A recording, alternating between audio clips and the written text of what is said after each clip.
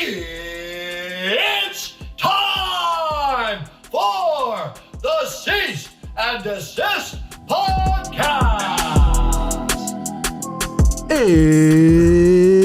It's time. You know what? Why don't you leave that to Bruce? I don't know. No, that was actually pretty good. I feel like in my, if I've had a couple, I could do really good impersonations. So. Shout out to my man Bruce Buffer. What's your best impersonation? I mean, great question. Probably Lloyd Christmas from Dumb and Dumber. Really? Don't do Yeah. Go. I want to hear it. Harry, I took care of it. Was that really Bruce Buffer? Yeah. Oh, right. Really Bruce Buffer. We hired him. Was that really? Friend of the show. Yeah. You know? Is that right? Yeah. You know, yeah. he sounds like, I don't know if you guys noticed, there's a guy on TikTok or on the internet who goes to UFC fights and he does like the announcements. He's just like a TikToker kind of guy, but he's been doing this. But I thought it was him, so I thought it was kind of cool. But even cooler, that's Bruce Buffer. Yeah, that's very exactly. Nice. Have you heard the Charles Barkley guy that does Charles Barkley impersonations? No. It's hilarious. He's got to be my favorite. Oh my god, he sounds just like Charles. Yeah, And we it gotta Is he get the back on that comedian? Last year. Yeah, he's a comedian. He's like a radio host, and yeah. it is so. And he'll do Shaq. So he'll do Shaq, like, yeah. Shaq I talking think I to know. Charles Barkley. Yeah, it's awesome. We need an introduction for our guest. Do you want to take it? Look, episode 4. We had to come with the fire. The best dressed man in insurance, besides our man David Carruthers, Mr. Daniel Seong out of Southern California. Welcome, Daniel. Welcome to Cease and Desist. How we doing, Daniel?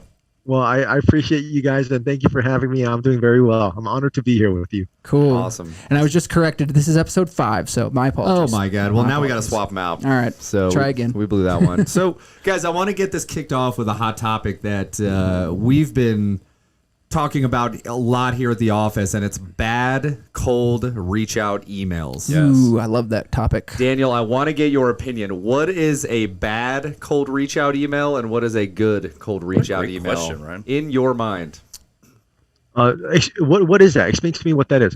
So just a random solicitation to your inbox. You're a producer. What You gets- need to get. Yeah. You're getting quotes taken Yeah. care of. You're looking to get a quote done for John Smith, the client or the prospect. How would that Yeah, look? you're cold emailing a business, or you're maybe personalized. You're reaching out to a realtor, a lender, financial planner. You're trying to say, hey, let's get some coffee. Let's meet. This kind of goes in line with what you guys had at the conference. Yeah. You know, when you brought in the 2 mortgage professionals. Yeah. I am a true believer in building relationships.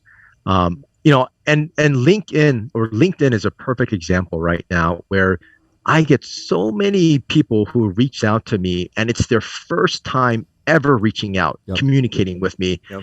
And right away they want to sell me a product or introduce me something or introduce me to something that they're doing. Instantly, I get turned off by it. Yeah. Instantly. Yeah. I really do think, and especially in the world of social now, it's so easy to connect with people, and there's a whole social etiquette. And there's a right way to do things and a wrong way to do things. I think just building relationships, like they said, you start liking some of their comments or their pictures or their posts. You start commenting. But it's a slow play. It can take 90 days for you to initially maybe communicate with them one-on-one.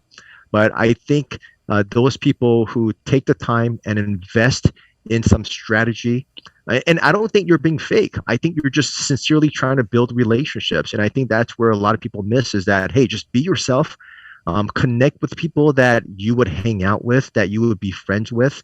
But cold emails, man, especially now, they get deleted pretty fast. Yep. And So there you we go. wouldn't be a fan of, on the very first LinkedIn message, right when you've connected, sending like 5-6 paragraphs, 3 or 4 links, a PDF document, and then a book with me calendar link like that. You don't think that's doesn't work? You don't think that's gonna be effective? Maybe you should have Yeah, like 7 different asks. Like, hey, do you want to go to lunch? Do you want to go to the movies? Maybe we hang out on the foot weekend. doctor. And also, would you like to buy my product? Like one of those 4, maybe you'll say yes to. Just to kick it How off, about this? you know? How about a customized TikTok a buffet of that you're going to questions. send to them just about them, or it's a dance? Hey, John, I got a dance for you.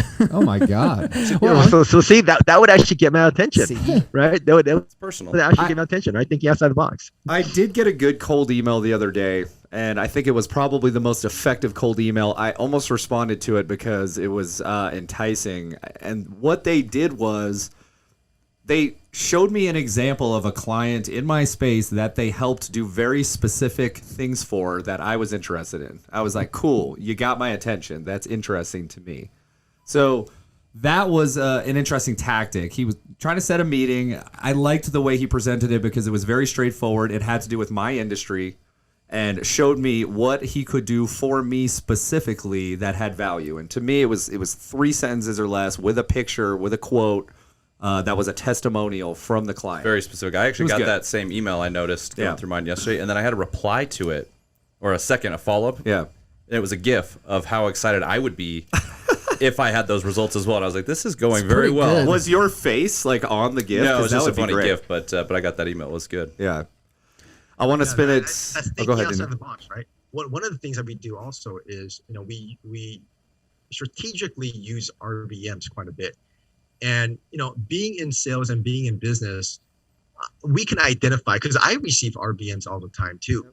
And I can identify exactly what it is. But sometimes one gets through where I'm like, oh, shoot, did I talk to this guy? I need to call him back. And then, and then I kick myself when I figure out, okay, it was a Got total me. sales You call. got me. But yeah. But RBMs is definitely something that we use also, and we don't get too complicated with it. Yeah. And this is one way where we generate leads. But we'll say, hey, hope you're having a great morning. Give me a call back as soon as you can. Yeah. And sometimes we'll keep it vague as that. Hey, Daniel, I'm not familiar with that acronym, RBM. Recorded voicemails, Oh, okay. Got it. recorded voice messages. Yep. Cool. Yeah. I like that.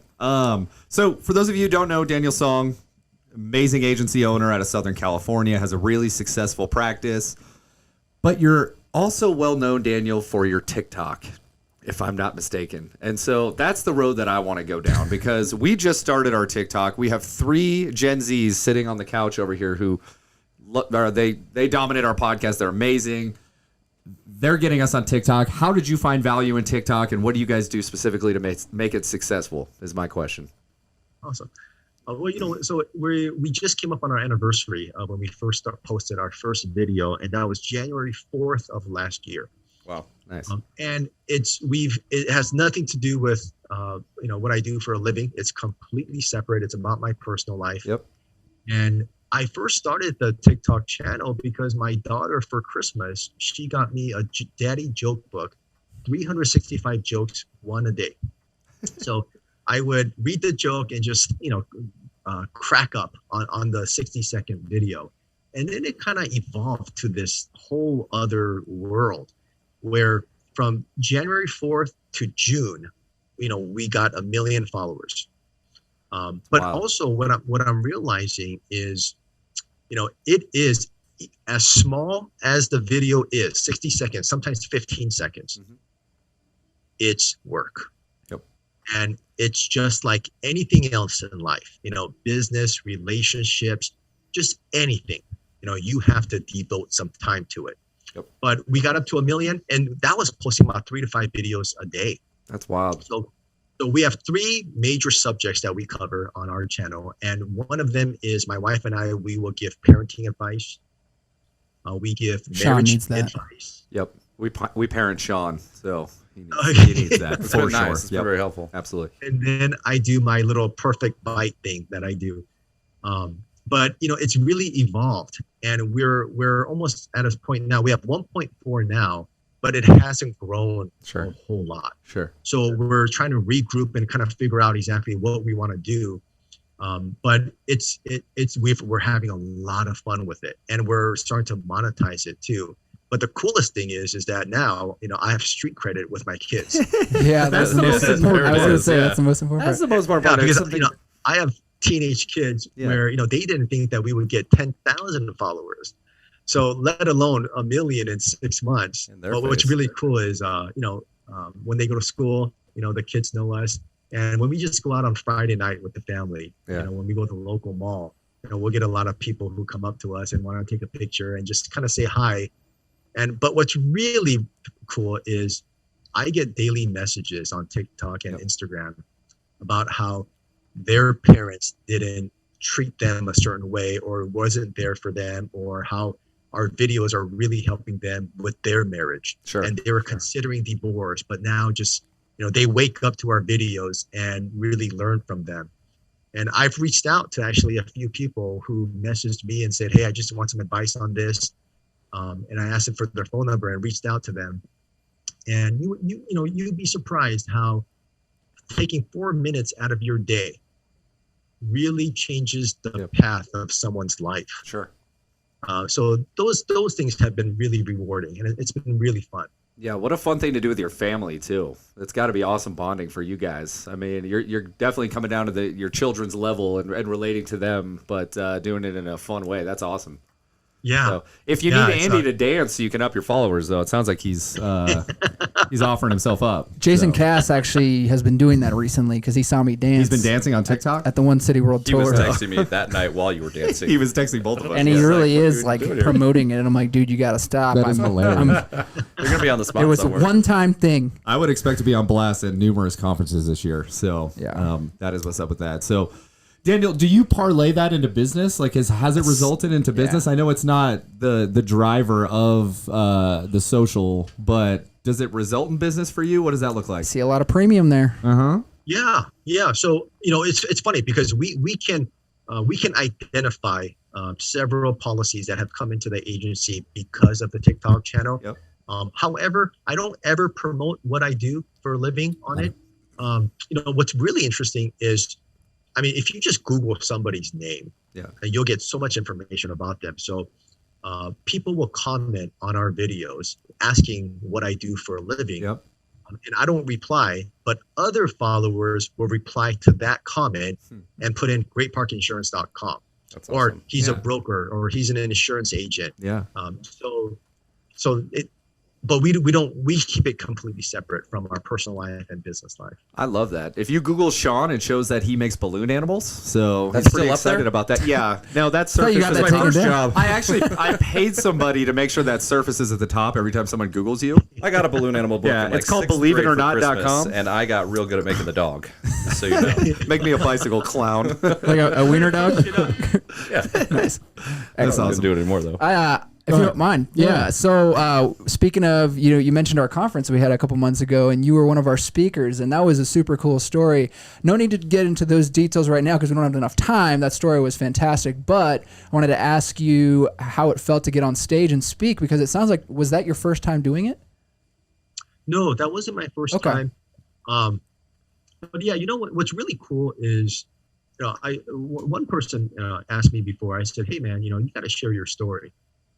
And I looked at him. I said, "Hey, I mean, everybody struggles. Yeah. My story is no different than anybody else, right?" And then he looked at me and he said, "Well, you know what, Daniel? That's exactly the reason why you need to share it, Sure. because everybody could relate." Yep. And I had an aha moment there.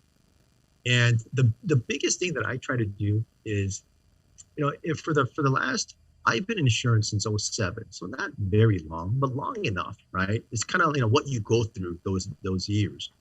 But I was very tunnel vision in my first half of my career, which is even still now. I was very tunnel vision because I had to sell premium. I had to get those policies on the books to just basically survive. Yep. Now, I'm at a point where, I have a team, and without me here, probably the office runs better than with me here because they're so good at what they do.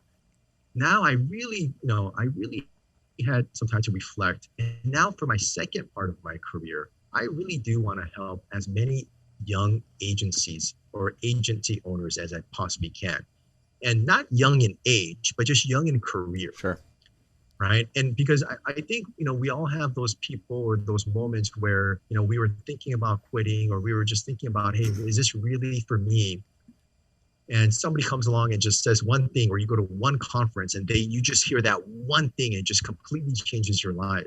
Yeah. So that's kind of the reason why I'm so open to sharing my story and kind of getting into the details of things, because again, I think a lot of people don't. At one point, I was very embarrassed, about what I was going through. But you come to a point where you're more focused on how many people this could help versus focused on how you feel. That's cool. It's a good point. A lot of people look at you, maybe look at anyone else, and they think it may became easy. And I imagine you see this too, is that a lot of times the difference for a new agent or any business is not just that you are capable of doing it. It's that you don't have that belief in yourself sometimes, and you don't have that confidence, that swagger, and sometimes someone just telling you, like, you know, everyone's heard fake it till you make it, but, you know, that's, you got to have that internal go get it mentality. And so if you share your story like that and people see where you've come from and go, okay, cool, I'm there right now too. I just got to keep putting one foot in front of the other. Yeah. There's a And I tell people, you know, I tell them, I am never the smartest person in the room. And I know that's a whole cliche and everything else. You are right now, by the way. Yeah, You're the smartest absolutely. person in the room. Well, But you're I not don't know in about you're not that, in you this know? room, and I don't think anybody's in your office, but that's fine. But It's neither here nor there. what I teach the team is you just, you know, 50% of winning is just simply showing up. You know, if I set 10 interviews for tomorrow for a position and we get 10 confirmations, we get like 3 people Yeah. who show up. Yeah. And I tell them when they show up, I said, listen, just by showing up, you beat 70% of your competition. Yeah, Right. and if you show up in a Broncos jersey, then you have a much farther leg up as well. Then you win, right? Yeah, You you're really winning. win. Because I'm assuming that was the first time you've worn a Broncos jersey, maybe? That was, yeah. How'd it feel? Did it feel Uh, good? well, it felt pretty damn good. You know? All right, I love It feels a little better today than it did last week. I'll tell you that much. But we don't have Exactly, to dive in. Well, look, to your point, the reality of it is, and we've trained a lot of insurance agents. You have as well. It seems like you're really at the place that is really rewarding to help others, show them the business and how to be successful. But if people don't want it, you can't train that. Like, you can't help them want it. If they don't want it, and to me, they are untrainable. It's the people that want it, and you just have to direct them the right way and show them, don't do that. That's a waste of time. Do it this way because it works better and it's faster and it's more streamlined. But again, you can't train people to want it, man. That is How do you interview for that? it's hard. Okay. Yeah, go ahead. Yeah, that's such a good point because when we hire, you know, I look at their resume just to be respectful, Sure. and just to go through the process. That's probably the last thing I consider. It's all about their energy, how they come in, how they're sitting. I mean, I've literally had people who put their cell phone on the table. I had one lady who actually answered it. Was it another job offer? Oh, I've got another That job was offer Smart. coming in. It was ringing. I said, "Oh, do you need to get that?" And she said, "Oh yeah, give me 1 second." Hey, Mom. No worries, I'll hold. But you know the thing is, and you're absolutely right.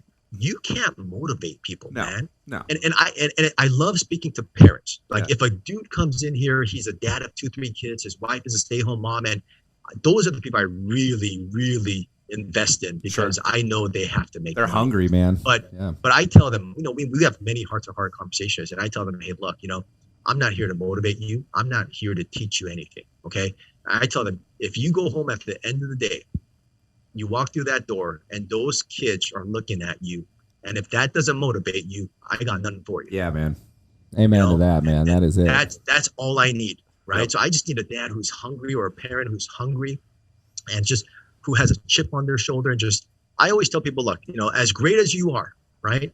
You're sitting here because you want to be led in a certain way or a certain direction. Sure. And a lot of these people who are unemployed, they're really talented. But I tell them, you know, and they're brand new to insurance, right? Or they could even come from a different agency. I always tell them, I said, listen, you've been playing football all your life, but you've been playing on a basketball court. Yep. And no matter how fast you run love that. with those cleats, you know, you're not going to really get anywhere. And I tell them, all I'm looking for is just to put you in a football field. And this is your football field. And their eyes just brighten up. And then, you know, it's like they have hope again. Nice. You should make it And more that's- cleats to the office like the first week. I want football cleats. I want full football And then you get the cleats. office linebacker. You could be the coach that actually wears the pads with the shoulder pads. That'd be great, man. I love that. No, Daniel, that makes total sense. Sense, man. I mean, it's such an anomaly, and it's such an easy thing to have, to be hungry. But if you don't have it, You ain't gonna make it, man. Insurance is tough, and a lot of businesses are tough, but insurance especially. It's not immediate gratification. It's not a get rich quick. it's a get wealthy slow. And steady, and that's just how it rolls, man. And most people don't have the juice for what we do, and that's just the reality of it. It does suck. And I love your it. first year or two in insurance. Like, It sucks. it does suck. It's Everyone thinks 6 months to a year is not that long. Yeah. Until you're until you're doing it. And My it dad feels has like 6 really years. cheesy dad jokes, and he always goes, "You got to work half days, Ryan. 12 to 12 or whatever, 9 8 to to 9, 8, yeah, 8 to 8 to 8. 8. You got to work 12 hours a day, half a day." I'm like, "All right, Dad, thank you for that." But, it is true to a degree. It's like, Well, and then and to build it to where you guys have built your agency, when you sold it. I mean, how many? I think the average across the country is what, 300,000 to 400,000 in revenue. yeah, Right. yeah, So even if you do $1 million to $2 million, you're in rare air. right. But to build something that your family has built and your group is simply amazing, and it's inspiring. Thank you. Thank you. But and again, it's not unlike what you're doing. It's surrounding yourself and bringing people into your sphere of influence that want it. Like, you just can't teach that. That's it. I'm curious, Daniel. You're obviously a super nice guy. You want to help people out. What happens when you have that dad, that mom with kids at home, and they don't have the drive? It's a month, it's 2 months, wherever that time frame is. Or they push back. I feel like what you're trying to teach. it'd be hard for you to fire someone if they turn on the waterworks or something. Are you too nice, or are you just like, nope, I did my best? My quickest fire. I hired them or they started that morning. By lunchtime, they were out of here. Yeah, I like that. I like that. Yeah. I am I'm loving. I try to make it real uncomfortable for the people who don't want to be here. Right. And you guys, I am just like you guys. I'm a no BS kind of guy. Yep. It's like, you get here, you do this, and this. I didn't say do this over here. Yeah. So if they do this over here, Yeah. then I pull them back in real quick. Yeah. You're off the straight Strike line. one. I am probably one of the most disciplined people that I tell people that you'll meet. And I'm loving, and we have a lot of heart-to-heart conversations. But if your effort is not there, Yeah. I make it pretty uncomfortable. Yeah. You're kind of leading into a topic I wanted to cover. Yeah, you show off a lot of videos about your office, and it looks like it's a really cool looking office. Talk to us about your culture and kind of what you've built over there inside of those walls. Yeah. So we don't have a huge team. We have about 10 people. And I don't have a manager per se, because we're so small. It's a very intimate office. I try to empower everybody. But the culture here is no egos. Yep. I mean, we leave our egos at the door. You hear that, Sean? It's like a coat hanger. Sean can barely One get in of this the- room. one His of the- ego's so big. No, I'm joking. No, I'm not. And one of the things that we do is, whenever we have an appointment here at the office, we usually run our appointments or with prospects or clients in the conference room. And we have 2 big TVs in the conference room. And what we do is, whoever's running that appointment, we will put their picture up. So their face will be the biggest face, and we'll have our team members around them. So if Jordan is having a meeting, we'll put Jordan's face up there, because we want people to know that he's the man here in the office. Yep. And then one of the other team members, a receptionist, or they'll come in and offer something to drink or anything else. But one time, it was a couple months ago. One time we didn't have anybody in the front. It was their day off. Jordan had an appointment, so I helped them into the conference room. And I told Jordan, I said, Jordan, in about 5 minutes, I'm going to come in and offer you some coffee. Please say yes when I ask you, do you want some coffee? So 5 minutes later, I walk in. I said, hi, would you like some coffee, Jordan? He says yes. I bring it in. And that shows the team that, hey, literally, there's no ego in the office. We're here to make everybody better, everybody look good in front of different clients, because we all have the end result. No matter how we get there, we want that end result. So one thing is that they really appreciate it. They really do. My on Slack, that's our internal communication tool, and we have nicknames. Well, my nickname is Waterboy. Cool. It's great. Because I'm here to serve them. I don't quote or bind anymore, right? So I don't sell policies. So I'm no good doing that, right? So I'm here to support you and make you guys look good. Like So Robin. that's why my Batman nickname's and Robin. Waterboy. You got to do it, man. You should walk around with like a server's tray, like serve people drinks. Like, hey, what do you need? What can I wash your car? napkin Like over whatever the it arm, takes to butler. get you to sell stuff. I'm there. Yeah, I'm for it, exactly. man. I love it. So Daniel, what's the future look like for your agency? Where are you going to go? Like how do you see your team growing? Do you look at it as like a wanting more people to grow premium, or do you kind of have like an idea of how big you want to go? Maybe you don't want to go too big. Like, what does it look like for you?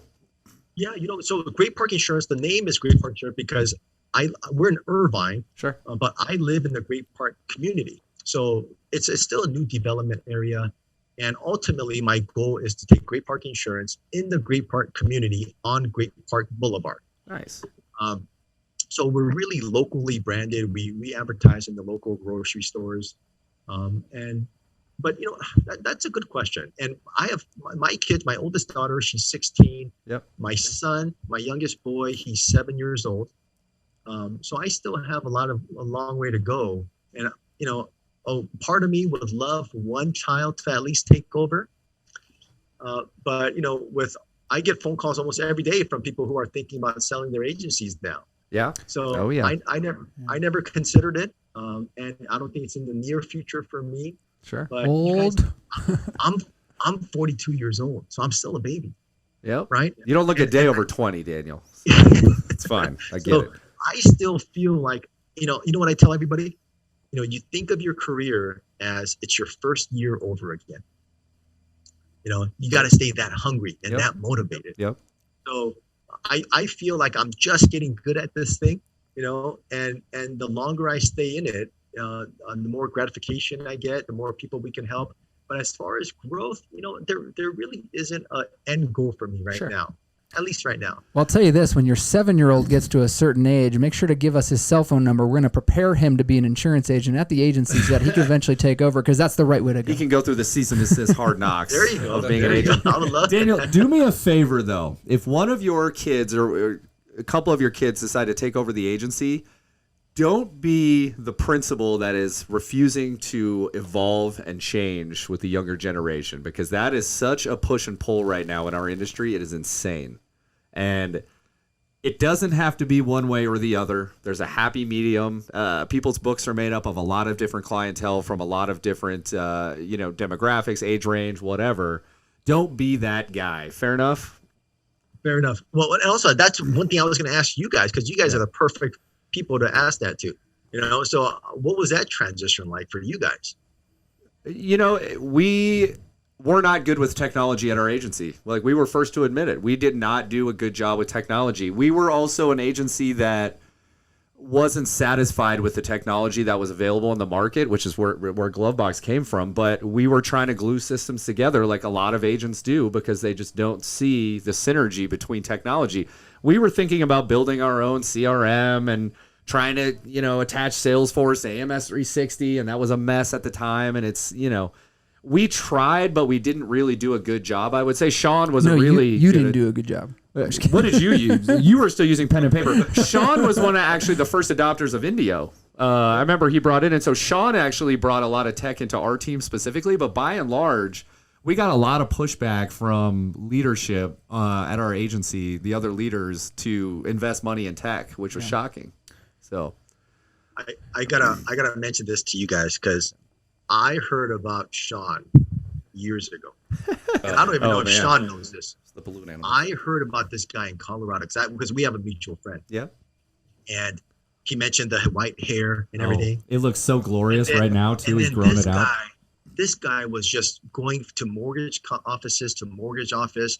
And I know the whole system because he explained it to me. He said for about 6 weeks or so, you hit up 6 offices. And then after so many weeks, you go there once a week, and then you drop off 2, and then you add more.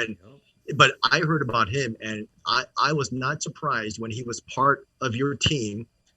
And to see how well he's doing now, because I heard about this legend. The mythical creature Yeah, that is Sean. That dinner, when you said you were excited to meet me, I was like, what are you talking about? We've never met. I'm excited to meet you. You had notoriety Yeah, in that other was states. funny. I mean, and Daniel, you sat in on what we taught at the conference. I mean, that we don't make this stuff up. Like, we just teach people what worked for us, and it kind of goes back to my point earlier of you just show people the way. Like, let me get you there faster. And to your point, when you were saying, hey, don't go over here, I didn't tell you to do that. That's exactly this. Because that's how Sean trained people and Andy trained people and I train people is like, look, if you just follow my system, but you want it, it'll be successful. And so it's not made up, man. It's not a fugazi. Yeah, it's plug and play. So, and that's a good opportunity. I mean, because this topic just came up, we're willing to offer our listeners that opportunity to kind of come learn from that seminar. So we can put out that resource to go grab it from us, or we can do a quick one-off and do that I training. don't know. I think they should have to send like a dancing video of some sorts to get it. Like The there TikTok- should be some sort of skin in the game. I want buy-in, man, but I want it in the form of like a dancing video, something crazy. Competition. Daniel, let's take it in a different direction. Every guest we have on the show, we ask him a set of questions. Are you ready for the questions? What if he said no? What if, Well, we're going to ask him anyway. So. You have some books behind you. What are you reading currently?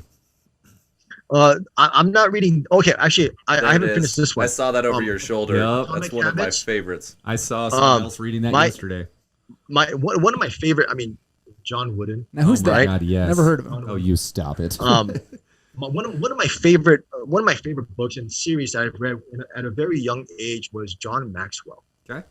Which You one? know, all his leadership books Oh. is easy read, but you know, I used to read 10 pages a day, and when I was really struggling, that's really what got me through it. You know, I would listen to audiobooks in the car going from appointment to appointment. Yep. I would read a lot. And from a very early age of I was probably about 22, but I never really learned how to read in school. You know, I never did. I came in from Korea and I was just a lost child, and I flunked first grade and blah blah blah blah. But I dove into books, and that's really what got me through the hardships and just really struggling, but always wanting to be a better person. Yeah. But leadership was something that I was intrigued with, right? Because leadership, I always define leadership in, you know, it's getting somebody to do something, you know, or getting somebody to do something that they wouldn't do if you weren't in their life. Right. And if you use that in a positive way, it's you're leading them in to a better life, a better direction for their family. But yeah, John Maxwell and John Wooden, and those are I like a lot of leadership books. I'm not a fiction guy. Yeah. I don't do a lot of those books, but yeah. When are you going to write a book, man? I feel like you're destined to make that happen. So, I mean, you have a wealth of motivation and, you know. It's been mentioned a couple of times, and that's man. probably a project that I'll work on, but thank you. There we go. I love it. Next question. What are you investing in currently? And that could be anything. Investing emotionally, investing financially, investing, time and energy. What are you investing in currently? Well, here's one that's really natural for me right now is during COVID, my son picked up a tennis racket at the age of, he just turned 6. So a year and a half ago. And then my daughter, and then my daughter, and then my daughter, they also picked it up. So I'm investing a lot of time into their sports right now. I never picked up a racket when I was a child. That's one thing that I wish I did. But you do insurance, and that's a racket. But anyway, keep going. There you go. Yeah. There you go. I've been to so many lessons because I'm there for every lesson. Yep. And I know a lot about tennis, right, without actually playing it. But it's really an investment for them and their kids, because I can see when their kids are of age, maybe in their 20s or 30s and have kids of their own or something, they go hit balls for an hour and then they go to lunch. Yep. Right, and get to really spend time with them. So it's an investment in them. I love it. Great answer. That's awesome. I got an important one. Oh, go. This is off the cuff. Here we go. Your pre-podcast interview said that you are a fan of chips and dip. What chips and what dip? And do they have to come together? Yes. Yeah, I mean, I'm the classic just the regular Ruffles, right? The original Ruffles, beat 'em. and I do the onion dip. Yep. Do you like sour queso? cream and Are you a onion. queso guy? Case, not much. Oh my goodness. My gosh. Well, look. Next time you come together to Denver, Daniel, we're taking you to a place called Illegal Pete's. It's the most delicious queso you will ever have. You might put some in your hair if you've had a rough week. And it's going to change your mind. It's going to change your outlook on queso. I guarantee you that, if you come with an open mind. I'll definitely be there. All right. What are you watching currently? Tell us about that. Oh, you know what? I don't watch a whole lot on Netflix. You know what I've been watching? I've been watching a lot of Sopranos. Nice. Wow. But, Alright. but Cool. on YouTube, you know how they have the short clips? Yeah. Yeah. I've been watching quite a bit of Sopranos, but no miniseries or anything like that. Got it. Got it. Does your wife dabble in in series? Does she get on Netflix? She does on Netflix. She watches a lot of I think right now she's watching K drama. Okay. But yeah, that one. Yeah. Awesome. Next question. What are you listening to besides Audible books? besides Audible books, Yeah. I listen to a lot of the podcasts out there. I'm not a big music guy. Okay. So I don't listen to a whole lot of music. So if I'm in the car, I'm either on the phone or listening to some of the industry podcasts. What audiobook, if you've got one, if you're listening to books? Right now, I'm listening to EOS. All right. Boom. I love The Way of the Wolf. That's my favorite Audible book. Have you heard that one? Oh my God.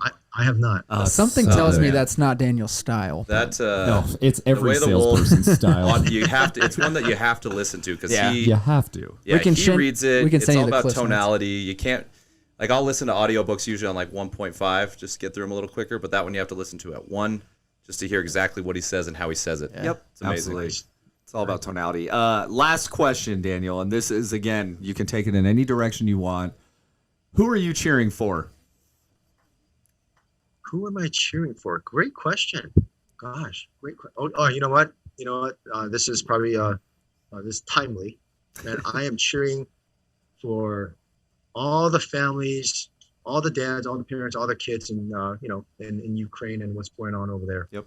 It was the saddest thing. I don't want to make this political or take it this real, but I just saw on the news that a mom gave birth in the subway. Wow. in Ukraine. Yeah. Um, It's a mess. so that just we're going over 2 weeks now, and it just Yeah. it's yeah. But all the people in Ukraine. Awesome. I love it. Daniel Seong, we appreciate you, man. Yeah. And we appreciate you coming on the podcast. We appreciate how motivational and inspirational you are, not just for your agency, but everybody you come in contact with, man. I've never had anybody say nothing but stellar things about you. Yeah. And that's the God honest truth. And, your kids are very lucky to have a role model like you. Yeah. So, And your integrity is inspirational, and we appreciate you and what you do for this industry, and that's why you're here on the show. yep. Well, Keep thank pushing, you all. man. And Yep. It We was love great it. to meet all three of you at the event, and looking forward to getting to know you guys more. Awesome, Thank man. you. We got a Russ Wilson jersey in the mail, and it's going to come with some delicious queso and maybe some chips. right. So a little care package from the Denver boys. Daniel Seong, thank you so much.